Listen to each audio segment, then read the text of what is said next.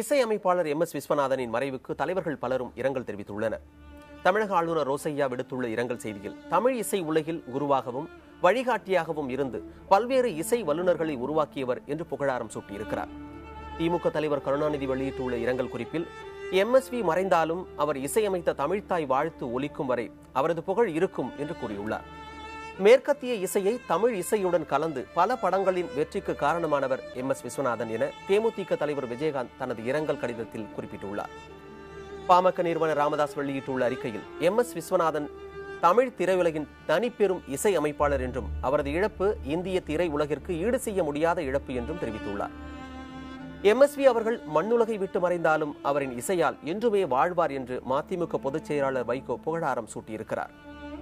எளிய குடும்பத்திலிருந்து வந்த எம்.எஸ். விஸ்வநாதன் தன் சுய பேராற்றலால் தமிழ் இசை உலகில் தனக்கென இடம் பிடித்தவர் என்று மார்க்சிஸ்ட் கம்யூனிஸ்ட் கட்சியின் பிரகாஷ் காரத் கூறியுள்ளார். இசைக்காகவே தனது வாழ்வை அர்ப்பணித்துக் கொண்ட எம்.எஸ். விஸ்வநாதனின் மறைவு தமிழகத்திற்கும் இந்திய இசை உலகிற்கும் பேரிழப்பு என்று மார்க்சிஸ்ட் கம்யூனிஸ்ட் கட்சியின் மாநில செயலாளர் ஜி. ராமகிருஷ்ணன் தெரிவித்துள்ளார்.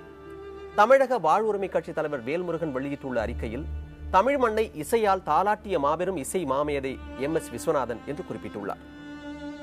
எம்.எஸ்.வியின் பிரிவால் வாடும் அவரது குடும்பத்தினருக்கும் ரசிகர்களுக்கும் ஆறுதல் தெரிவிப்பதாக இந்திய கம்யூனிஸ்ட் கட்சியின் மாநில செயலாளர் முத்தரசன் தெரிவித்துள்ளார்.